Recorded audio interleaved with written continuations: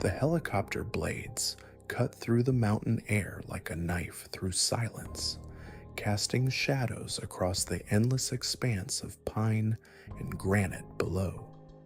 It was supposed to be a routine patrol flight over the Cascade Range, nothing more than a standard search for illegal campsites and fire hazards. But when pilot Marcus Chen spotted something that made his blood run cold, everything changed in an instant. Down in a narrow ravine, barely visible through the thick canopy, was a flash of orange fabric. Not the bright orange of a hunting vest or safety gear, but something faded and torn, fluttering weakly in the wind like a desperate signal. Marcus circled back, his heart pounding as he reached for his radio. What he was looking at couldn't be real, but there was no mistaking it. Three figures, small and fragile, huddled beneath a makeshift shelter of branches and debris. The Richardson family had vanished without a trace 11 days earlier during what was supposed to be a simple weekend hiking trip in the North Cascades. David Richardson, a 42-year-old accountant from Seattle, had planned the adventure as a way to reconnect with his teenage daughter, Sarah, and 10-year-old son, Jake, after a difficult divorce. They'd set out on a Friday morning with enough supplies for 3 days, promising to return by Sunday evening. When Sunday came and went with no word, panic set in. David's ex-wife, Jennifer, had called the ranger station, her voice tight with worry. The search began immediately, with dozens of volunteers combing the trails they'd planned to hike. Helicopters swept the area. Search dogs followed scent trails that seemed to vanish into thin air, and experienced mountaineers rappelled down cliff faces looking for any sign of the missing family. But the mountains kept their secrets. For 11 long days, the search teams found nothing. No abandoned campsite, no discarded equipment, not even a footprint in the mud. It was as if the Richardson family had simply evaporated into the wilderness. The media coverage was intense at first, with news crews stationed at the ranger station and reporters interviewing anyone who might have seen them. But as the days stretched on with no breakthrough, the story began to fade from the headlines. The search and rescue coordinator, a grizzled veteran named Tom Bradley, had seen cases like this before. People underestimated the mountains, took wrong turns, got caught in sudden weather changes. But something about this disappearance felt different. The Richardsons were experienced hikers. They had proper gear, and they'd filed a detailed itinerary with the ranger station. David was the type of person who followed rules, who wouldn't deviate from his planned route without good reason. As the official search wound down and volunteers began to drift away, Jennifer Richardson refused to give up hope. She spent her days at the command post, studying maps and pleading with anyone who would listen to keep looking. Her daughter's best friend started a social media campaign, sharing photos of the family and keeping their story alive online. Local businesses donated supplies and equipment, and weekend warriors continued to search on their own time. The breakthrough came when Marcus Chen, a helicopter pilot with over 20 years of experience flying in the Cascades, decided to expand his search pattern beyond the official boundaries. He'd been haunted by the case, unable to shake the feeling that he was missing something. On this particular morning, he'd taken his aircraft deeper into the wilderness than usual, following a hunch that maybe the family had gotten turned around and ended up miles from where they were supposed to be. The ravine where he spotted the orange fabric was in a remote area known to locals as Devil's Canyon. a place where the terrain was so treacherous that even experienced hikers avoided it. Sheer rock walls rose hundreds of feet on either side, and the bottom was choked with fallen trees and boulder fields. It would have been nearly impossible to reach on foot, which was why no one had thought to search there. But as Marcus hovered his helicopter overhead, adjusting his position to get a better view, he could see that the three figures below were definitely human. They were moving, albeit slowly, and one of them was waving what looked like a piece of bright fabric. After 11 days of fruitless searching, the Richardson family had been found alive. The rescue operation that followed was one of the most challenging in the region's history.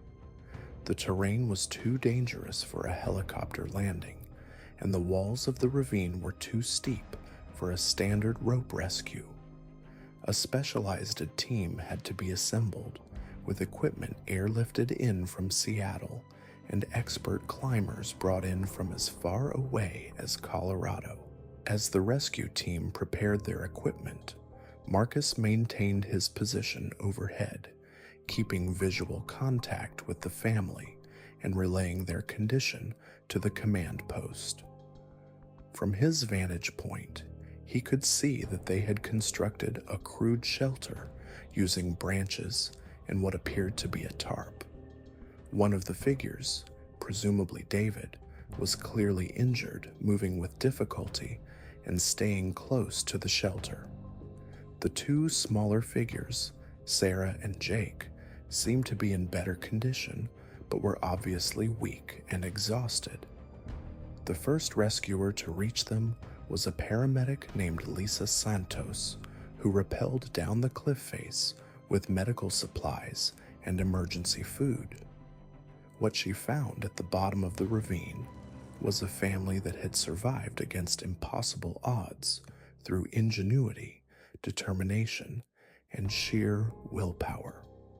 David had suffered a broken leg in a fall on their second day, which had forced them to abandon their planned route and seek shelter in the ravine.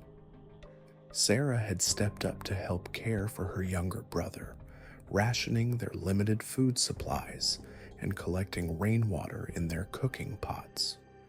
But the most remarkable part of their story was still to come. As the family was slowly winched up to safety, David managed to tell the rescue team about the stranger who had saved their lives. On their fourth day in the ravine, when hypothermia was setting in and their food was nearly gone, an elderly man had appeared seemingly out of nowhere. He'd been grizzled and weathered, wearing clothes that looked like they hadn't been washed in months, but his eyes were kind, and his knowledge of wilderness survival was extraordinary. The stranger, who introduced himself only as Mountain Mike, had helped them improve their shelter, showed them which plants were safe to eat, and taught them techniques for staying warm during the freezing mountain nights. He'd appeared each morning for 3 days, bringing small amounts of food and checking on David's injured leg. Then, as mysteriously as he'd arrived, he'd vanished, leaving behind only a cryptic message that help would come soon. The rescue team was baffled. They'd searched the entire area thoroughly, and there was no sign of another person. The terrain was so difficult that it seemed impossible for anyone to be living out there, especially an elderly man. But the Richardson family was adamant about what they'd experienced. Sarah described him in detail, down to the faded military patches on his jacket and the hand-carved walking stick he carried. Jake remembered the stories he'd told about his time in the mountains, tales of wildlife and weather that had kept their spirits up during the darkest hours. As news of the successful rescue spread, the story of Mountain Mike captured the public imagination. Local historians began digging through old records, looking for any mention of a hermit or recluse living in the Cascades. Veterans groups wondered if he might be a former soldier who'd chosen to live off the grid. The Park Service launched a discreet investigation, but despite extensive searching, no trace of the mysterious helper was ever found. The Richardson family recovered from their ordeal, but they were forever changed by their experience. David's leg healed, though he walked with a slight limp that reminded him daily of those 11 days in the wilderness. Sarah wrote a book about their survival story, donating the proceeds to search and rescue organizations. Jake became an Eagle Scout and eventually joined the Park Service, inspired by the stranger who'd saved their lives. But the mystery of Mountain Mike remained unsolved. Some people believed he was a figment of their imagination, a hallucination brought on by stress and hunger. Others thought he might have been a fellow hiker who'd stumbled across them and then continued on his way. But the Richardson family knew better. They'd looked into those weathered eyes and seen wisdom that could only come from decades of living in harmony with the wilderness. Years later, other hikers would report brief encounters with an elderly man in the mountains. Always at moments when they were lost or in trouble, he'd point them toward the right trail, share a bit of food, or simply offer words of encouragement before disappearing back into the forest. The park rangers started keeping unofficial records of these sightings, though they never officially acknowledged the possibility that someone might be living permanently in the backcountry. The story became legend in the hiking community, passed down around campfires, and shared on internet forums. Some people ventured into the mountains, specifically hoping to encounter the mysterious helper, but those who went looking never found him. It seemed that Mountain Mike only appeared to those who truly needed his help, vanishing like smoke whenever rescue arrived or danger passed. The helicopter pilot who'd spotted the Richardson family continued flying search missions for years afterward, but he never forgot that moment when he'd first seen those 3 small figures in the ravine. It reminded him that in the vast wilderness of the Cascades, there were still mysteries waiting to be discovered, stories that defied explanation, and perhaps guardian angels watching over those who ventured into the mountains unprepared for what they might find. But what the helicopter pilot had discovered was far more disturbing than anyone could have imagined. The 3 figures weren't just survivors clinging to life. They were part of something much larger, something that had been happening in these mountains for years. As the rescue team worked to stabilize the Richardson family, their stories began to reveal the true scope of what they'd experienced. It wasn't just about surviving in the wilderness. It was about a network of people who had been using these remote areas for purposes that chilled investigators to the bone. Sarah Richardson, the mother, whispered to the lead paramedic as they prepared her for transport. Her voice was barely audible, but her words would change everything. There were others, she said, her eyes darting toward the tree line. Children. We heard them crying at night. The rescue team exchanged glances. This wasn't the reunion they'd expected. Detective Mills, who had been coordinating the search efforts, immediately called for additional units. What they thought was a simple rescue operation was about to become something far more complex.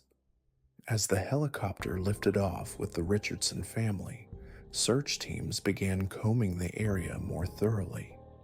Within hours, they discovered what Sarah had been talking about. Hidden beneath fallen logs and carefully constructed debris, they found evidence of makeshift shelters, not just one or two, but dozens of them, scattered throughout the ravine system. Each shelter told a story: children's clothing, weathered and torn, toys that had been left behind, and most disturbing of all, carved markings on trees that seemed to indicate some kind of system, some kind of organization to what had been happening here. The FBI was called in within 24 hours. Agent Rebecca Torres had worked missing persons cases for over a decade, but she'd never seen anything like this. The Richardson family's ordeal was just the tip of the iceberg. As they began cross-referencing missing persons reports from across the region, a pattern emerged that made her stomach turn. Over the past 5 years, 17 children had vanished from hiking trails, camping sites, and small towns within a 100-mile radius of where the Richardsons were found. All of them had been written off as isolated incidents, runaways, accidents, tragic disappearances that happened in the wilderness. But now, with the discovery of the shelter network, everything looked different.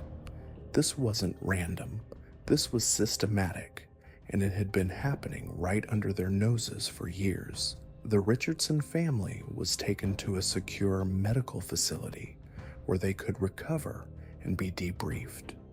But their accounts of what they'd experienced were fragmented, traumatic, and often contradictory. The trauma had clearly affected their memories, but certain details remained consistent across all 3 family members.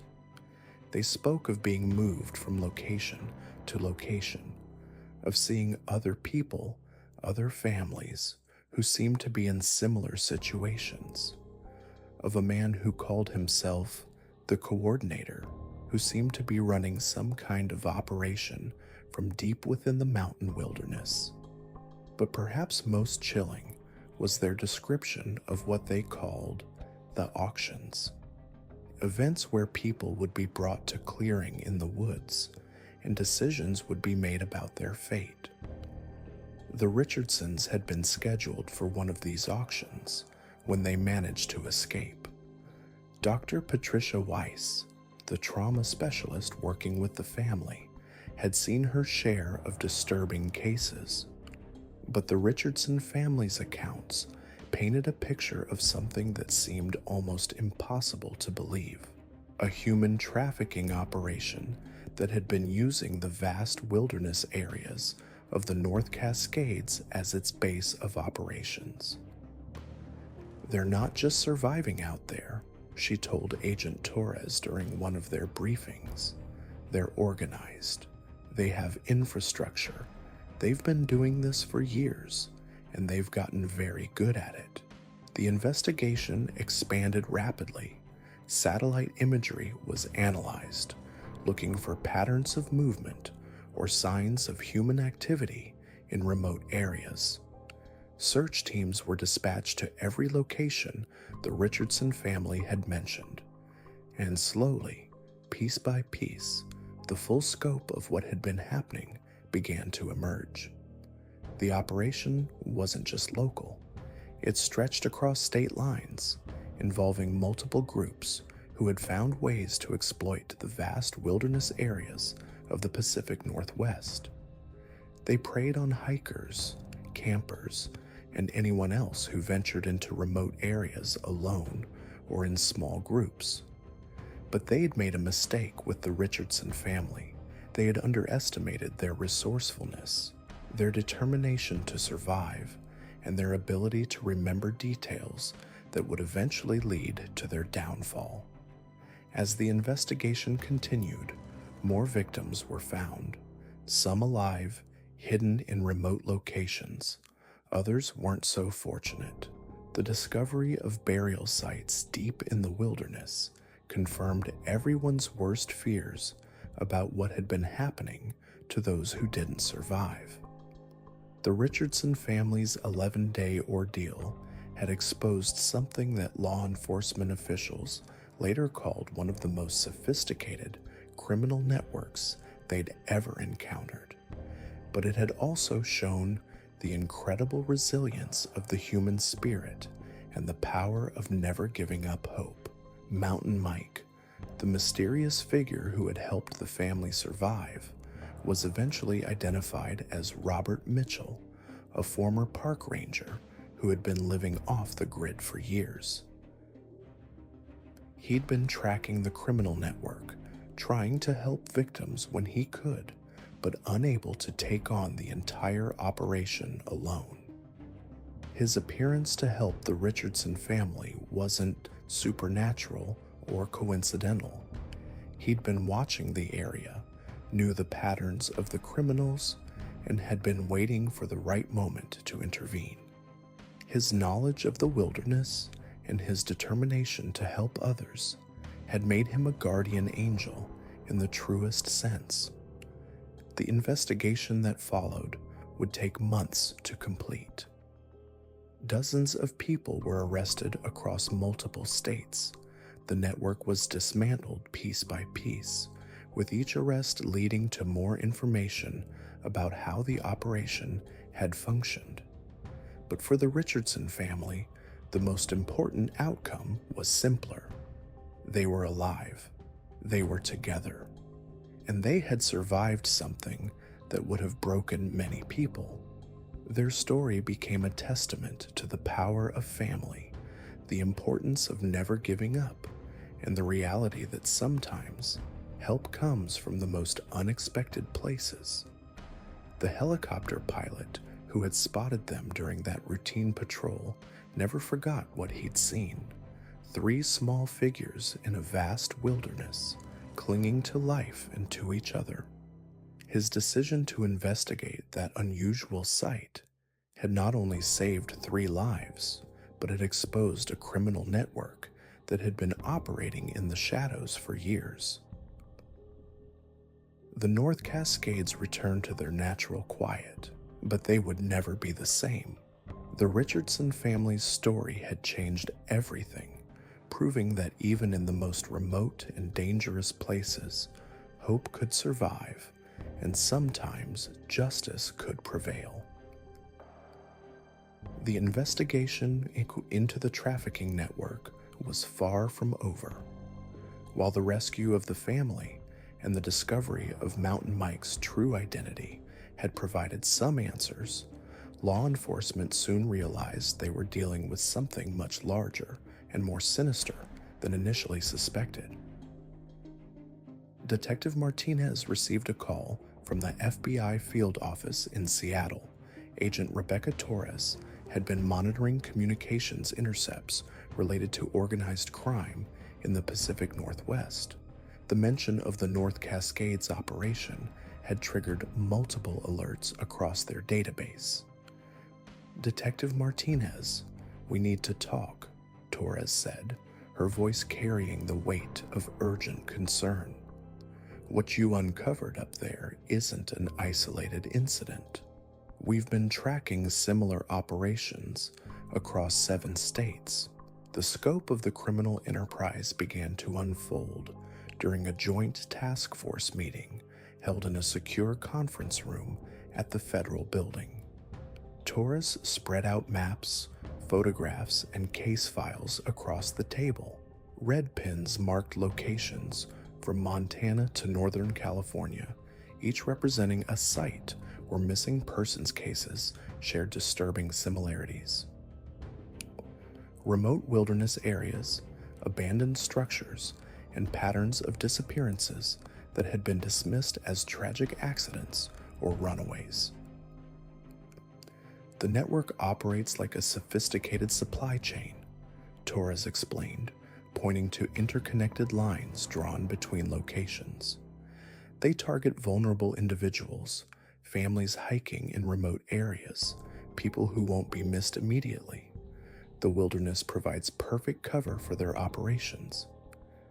The evidence suggested a coordinated effort spanning multiple jurisdictions, making investigation and prosecution extremely challenging. Sarah Chen, the family's daughter, had been working with FBI sketch artists to recreate faces from her fragmented memories. The drawings revealed a network of individuals who had rotated through the various locations where they'd been held. Some appeared to be low-level operatives. Others seemed to hold positions of authority within the organization. One sketch in particular caught Agent Torres's attention, a middle-aged man with distinctive scarring on his left temple. "We've seen this face before," she said grimly. "He's connected to at least 3 other cases in Oregon and Idaho." The financial investigation proved equally disturbing. Forensic accountants discovered a complex web of shell companies and cryptocurrency transactions that funded the operation. Money flowed through seemingly legitimate businesses, outdoor equipment suppliers, and even a network of vacation rental properties scattered throughout the Mountain West.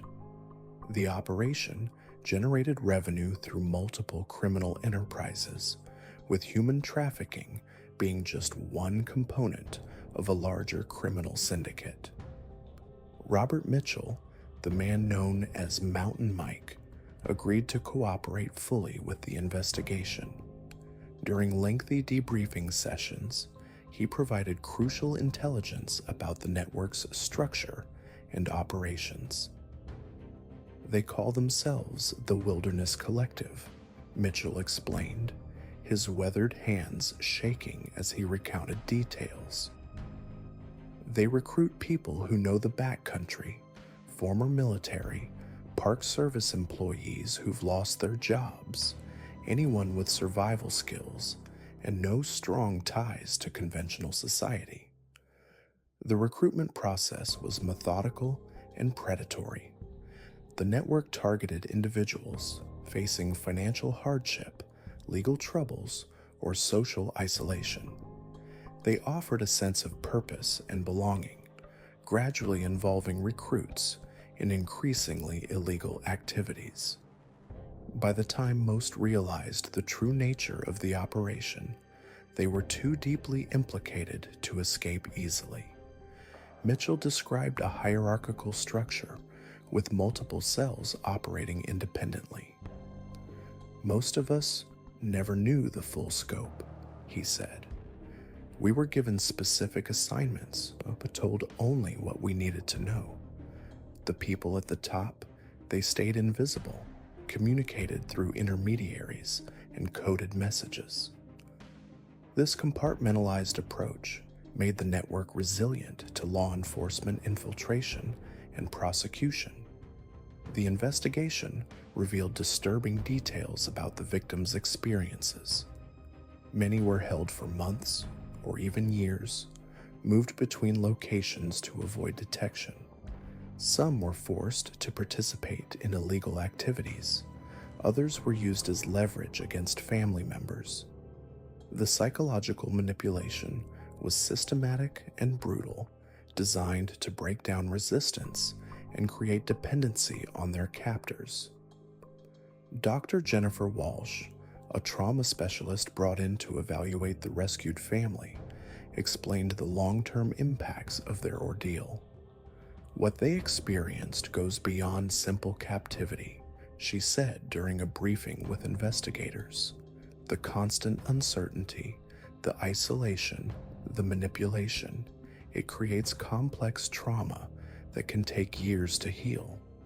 Their survival instincts were heightened to an extreme degree, which is why they were able to endure and eventually escape."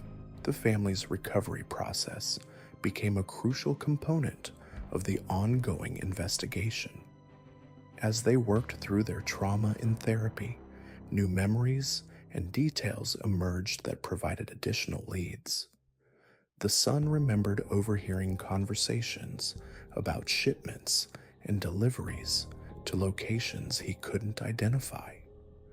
The daughter recalled seeing photographs of other families pinned to walls in one of the buildings where they'd been held. Meanwhile, search teams continued combing the wilderness areas where the network had operated. They discovered additional campsites, supply caches, and evidence of long-term habitation. One particularly disturbing find was a series of journals documenting the psychological state of various victims over time. The entries revealed a systematic approach to breaking down resistance and creating compliance among captives. The investigation expanded internationally when communication intercepts revealed connections to similar operations in Canada and Mexico. The network had been trafficking individuals across borders, exploiting the vast wilderness areas that spanned multiple countries. This discovery prompted coordination with international law enforcement agencies and expanded the scope of the investigation dramatically. As autumn approached, the task force had identified over 40 individuals connected to the network. Some were arrested in coordinated raids across multiple states, while others remained at large. The complexity of the legal proceedings was staggering, with cases spanning multiple jurisdictions and involving hundreds of charges ranging from kidnapping to racketeering to human trafficking. The rescued family found themselves at the center of one of the largest criminal investigations in recent Pacific Northwest history. Their testimony would be crucial in prosecuting the network's leaders and dismantling the organization completely. Despite the challenges ahead, they remained committed to seeing justice served and preventing others from experiencing the horror they had endured. The investigation also highlighted significant gaps in how missing persons cases were handled across jurisdictional boundaries. The network had exploited these gaps for years, operating in the spaces between local, state, and federal law enforcement agencies. Their case became a catalyst for reform in how such cases were tracked and investigated.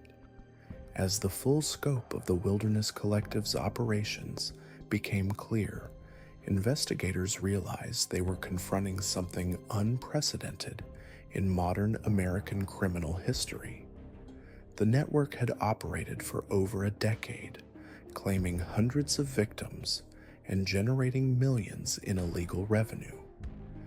The wilderness that had once provided sanctuary for their crimes was now yielding evidence that would ultimately lead to their downfall. The family's ordeal had exposed a criminal enterprise that reached far beyond the mountains where they'd been held. Their courage in surviving and their willingness to cooperate with investigators had opened a door that law enforcement had been seeking for years.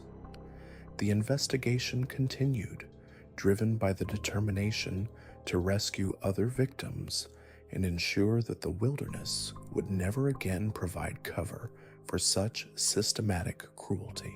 The Richardson saga was just the beginning.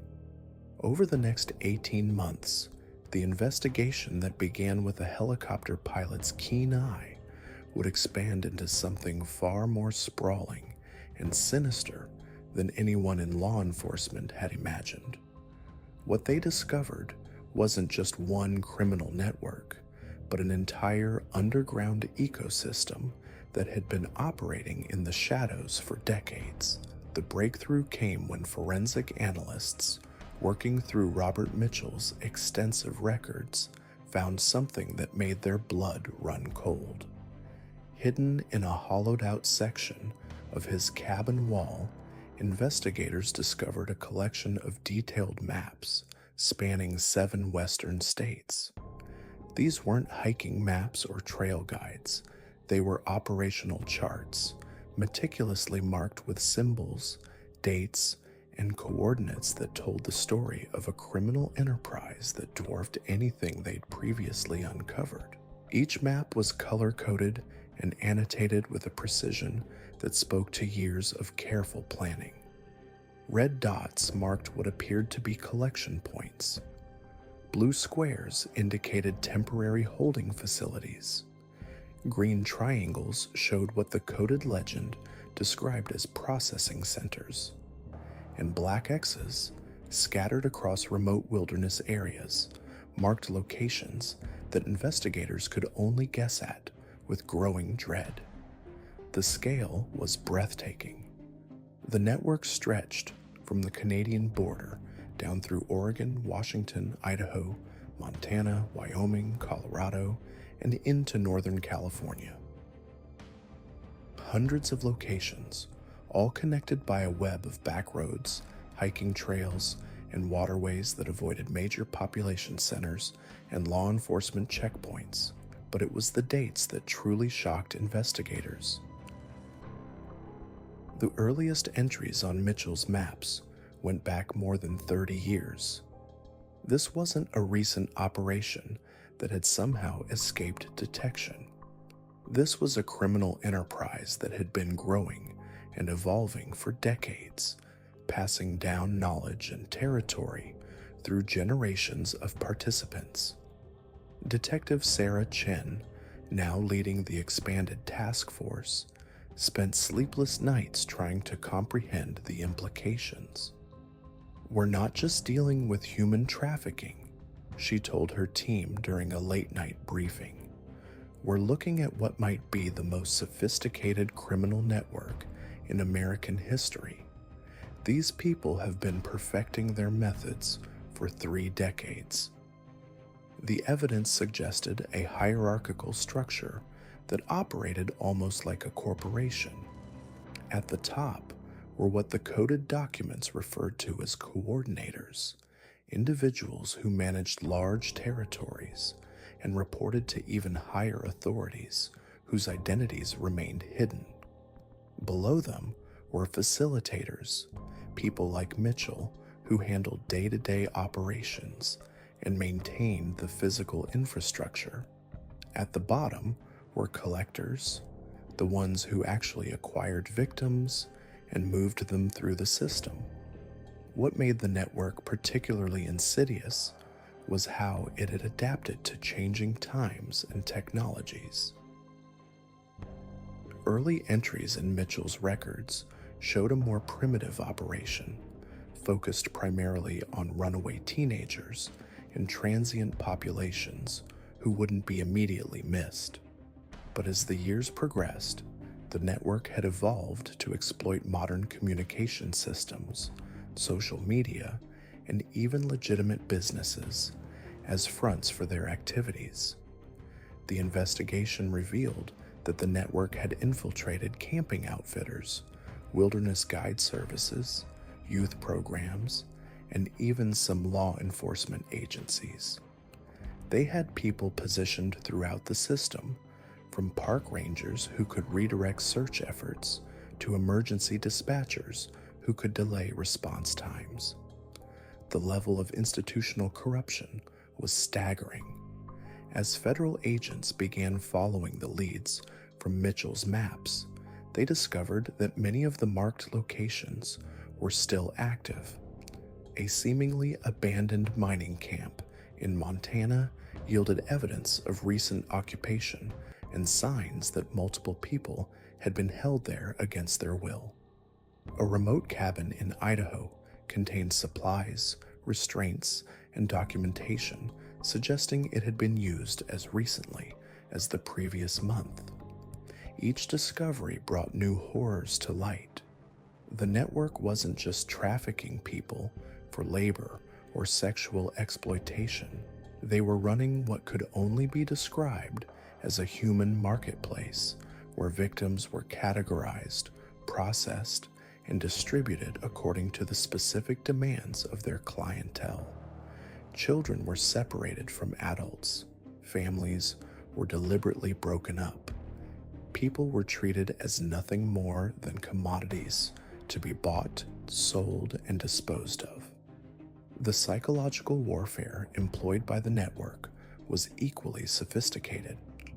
Victims were systematically broken down through isolation, constant relocation, and carefully calibrated doses of hope and despair. They were told their families had stopped looking for them.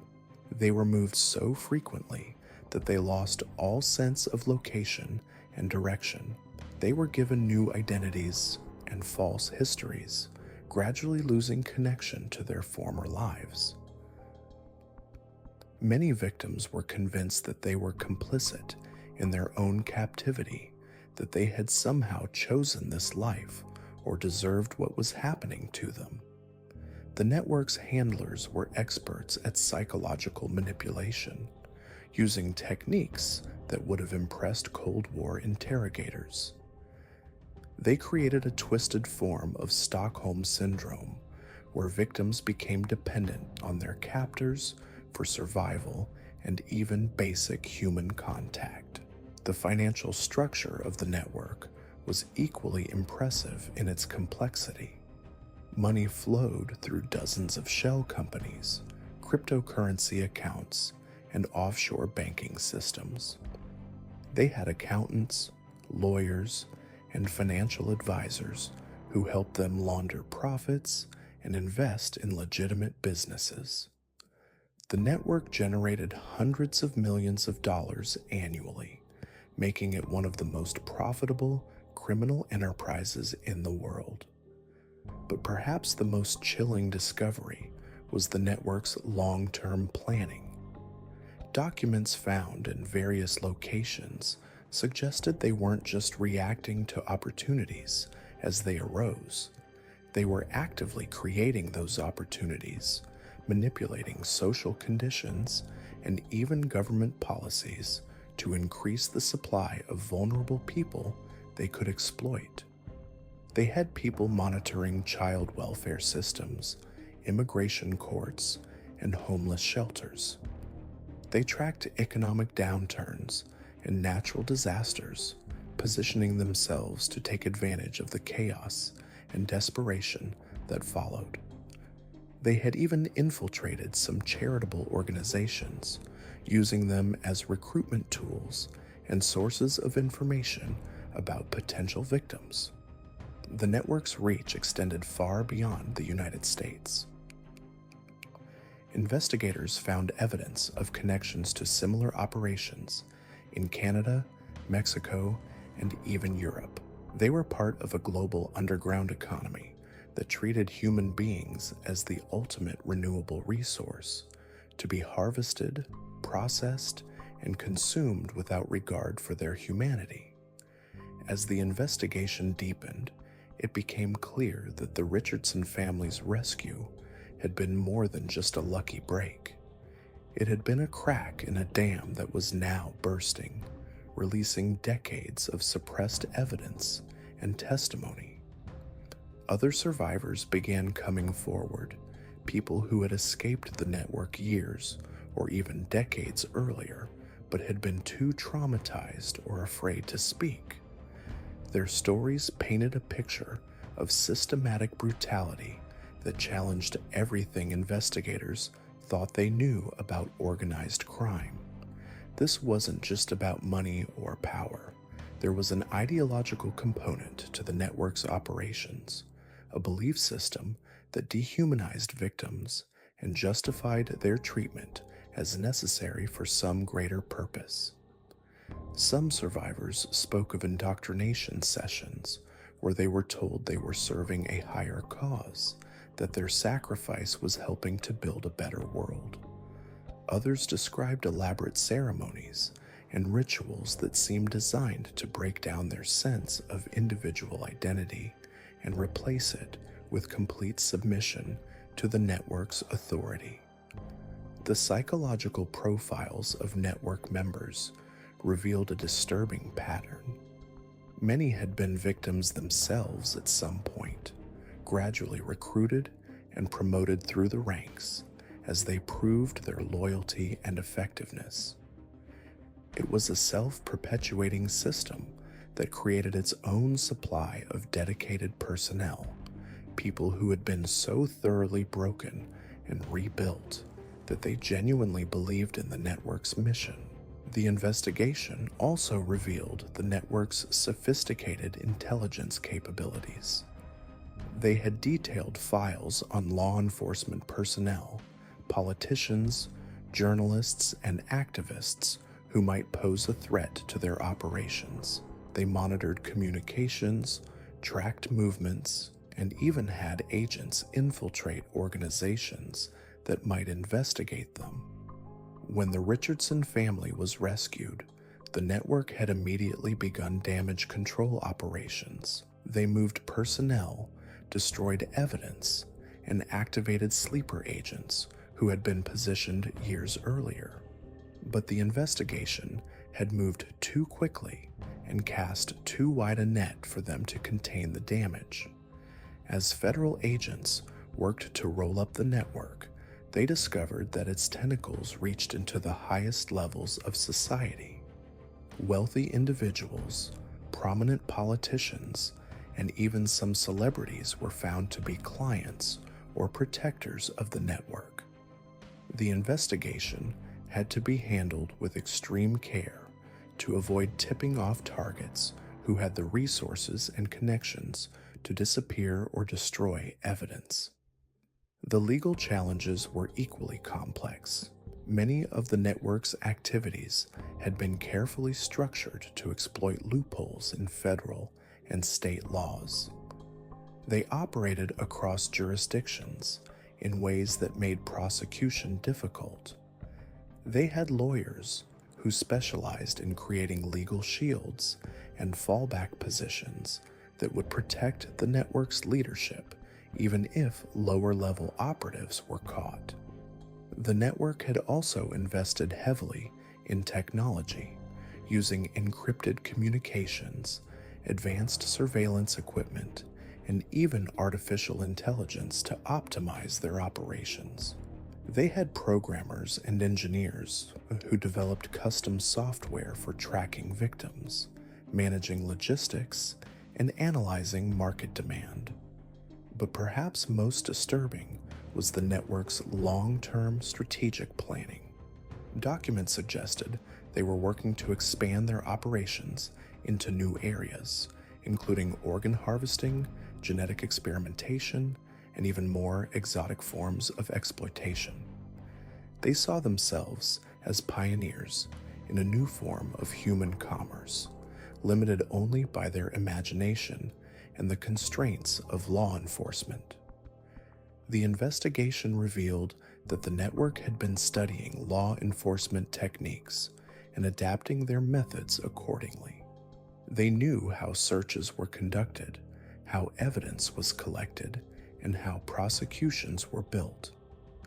They had countermeasures for every investigative technique, from surveillance to undercover operations to financial analysis.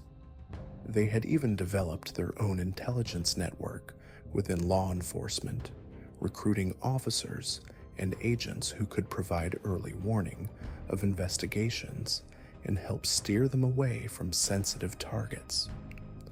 The level of penetration was so extensive that the task force had to operate under extreme security protocols to prevent leaks. As the full scope of the network became clear, investigators realized they were facing an enemy unlike any they had encountered before. This wasn't just a criminal organization, it was a shadow society with its own laws, customs, and belief systems. It had its own economy, its own territories, and its own vision of the future. The network's leadership remained largely invisible, communicating through intermediaries and coded messages. They had learned from the mistakes of previous criminal organizations, avoiding the personality cults and flashy displays that had brought down mob bosses and cartel leaders. They were business people first, criminals second, and their primary goal was long-term survival and growth. But the Richardson family's rescue had started something that couldn't be stopped. Like a stone thrown into a still pond, the ripples were spreading outward, touching lives and revealing secrets that had been hidden for decades. The investigation that began with a helicopter pilot's sharp eyes had become a reckoning that would reshape law enforcement's understanding of organized crime and human trafficking. The network that had thrived in the shadows for 30 years was finally being dragged into the light, and the revelations were only just beginning. The Richardson family's ordeal, as terrible as it had been, was just one thread in a tapestry of horror that investigators were only beginning to unravel. The survivors who came forward spoke of a world that existed parallel to normal society, hidden in plain sight, but operating according to completely different rules. It was a world where human worth was measured only in terms of utility and profit, where compassion was seen as weakness, and where the strong preyed on the weak without conscience or consequence. As the investigation continued to expand, one thing became clear. The rescue of the Richardson family hadn't just saved 4 lives. It had opened a door that had been locked for decades, releasing secrets that would change everything. The network that had seemed so powerful and untouchable was beginning to crumble, and justice, though long delayed, was finally within reach. The aftermath of this discovery sent shockwaves through law enforcement agencies worldwide. Within weeks of the family's rescue, Operation Mountain Shield became the largest coordinated anti-trafficking effort in North American history. Federal agents, working alongside international partners, simultaneously raided over 200 locations across 17 states and 6 countries. The evidence recovered from these operations painted an even more disturbing picture of the network's true scope and sophistication. Robert Mitchell, the mysterious Mountain Mike, who had risked everything to help the family escape, became a crucial witness in the investigation. His decades of surveillance and documentation proved invaluable to prosecutors. Mitchell revealed that he had been gathering evidence for over 15 years, waiting for the right moment to expose the organization without putting innocent lives at risk. His intimate knowledge of the terrain and the traffickers' operations had allowed him to rescue dozens of victims over the years, though many cases had gone unreported as he worked to protect his cover and gather more comprehensive evidence. The legal proceedings that followed were unprecedented in their complexity and scale. Over 400 individuals were arrested in connection with the trafficking network, including prominent business leaders, government officials, and law enforcement personnel who had been compromised or corrupted. The trials revealed a web of blackmail, bribery, and coercion that had protected the organization for decades. High-profile convictions included a federal judge, 3 state legislators, and the CEO of a major logistics company that had unknowingly facilitated the movement of victims through legitimate shipping channels. The technological aspect of the investigation proved equally revealing. Digital forensics experts uncovered sophisticated communication networks, encrypted financial systems, and detailed databases tracking thousands of victims across multiple decades. The organization had evolved from a regional operation into a technologically advanced criminal enterprise that leveraged dark web marketplaces, cryptocurrency transactions, and artificial intelligence to optimize their operations and avoid detection. They had even developed their own secure communication protocols and employed former intelligence operatives to maintain operational security. The psychological impact on the rescued family remained profound long after their physical recovery. Sarah, the mother, became an advocate for trafficking survivors, working with federal agencies to improve victim identification and support services. Her husband Mark struggled with survivors' guilt, knowing that their rescue had come at the cost of revealing the suffering of countless others who had not been as fortunate.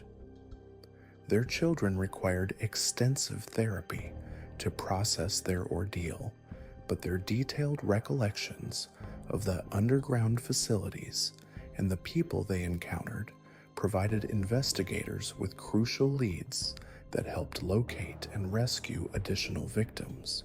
The investigation also revealed the environmental damage caused by the trafficking network's operations. The extensive underground facilities had contaminated local water supplies and destroyed pristine wilderness areas. Environmental cleanup efforts in the Cascade Range and other affected regions became a federal priority, with restoration projects expected to take decades to complete. The ecological impact served as a stark reminder of how criminal enterprises can cause damage far beyond their immediate victims. Mountain Mike's heroic actions led to significant reforms in how missing persons cases are handled in wilderness areas. The National Park Service implemented new protocols for coordinating with local law enforcement and expanded their training programs to help rangers identify potential trafficking activities. Mitchell himself was offered a position as a special consultant, helping to train new generations of park rangers and search and rescue personnel to recognize the signs of organized criminal activity in remote areas. The international ramifications of the case prompted new legislation and bilateral agreements focused on combating transnational trafficking networks.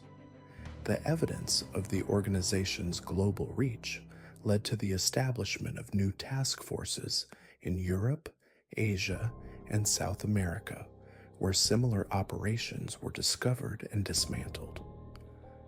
The case became a model for international cooperation in addressing complex criminal enterprises that operate across multiple jurisdictions. As the dust settled on this extraordinary case, the true heroes emerged clearly. Marcus Chen, the helicopter pilot whose keen observation skills had spotted the family in that remote ravine, was commended for his role in breaking open the case. Robert Mitchell's decades of patient, dangerous work to expose the network earned him recognition as one of the most significant whistleblowers in law enforcement history. Most importantly, the courage of the rescued family to share their traumatic experience, despite the personal cost, became the catalyst for dismantling an operation that had caused immeasurable suffering. The Richardson family's ordeal in the North Cascades became far more than a simple rescue story. What began as a routine hiking trip transformed into the catalyst that exposed one of the most extensive criminal networks in modern history. Their 11 days of survival, aided by the heroic Robert Mitchell, ultimately led to the dismantling of a trafficking operation that had operated in the shadows for over 3 decades. The helicopter pilot's keen observation that fateful day saved not only 4 lives, but potentially hundreds more who remained trapped within this criminal enterprise. Without his decision to investigate the unusual signal, the Richardson family might never have been found, and the dark network might have continued its operations indefinitely.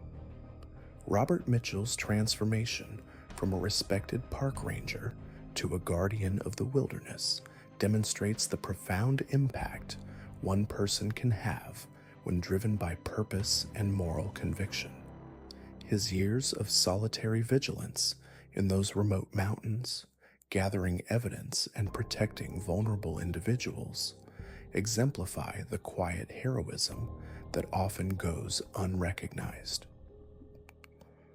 The international law enforcement cooperation that followed showcased how modern investigative techniques can unravel even the most sophisticated criminal organizations. The detailed maps, encrypted communications, and financial records discovered in Mitchell's cabin provided the foundation for prosecutions across multiple continents.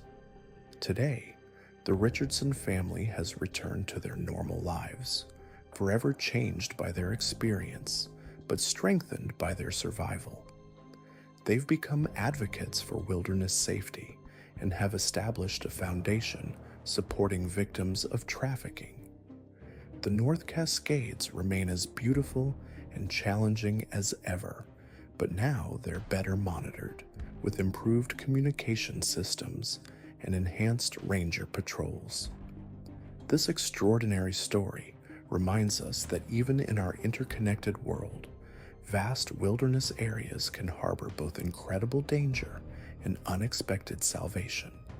Sometimes, the most unlikely heroes emerge from the most remote places, and a simple hiking trip can uncover truths that change countless lives forever.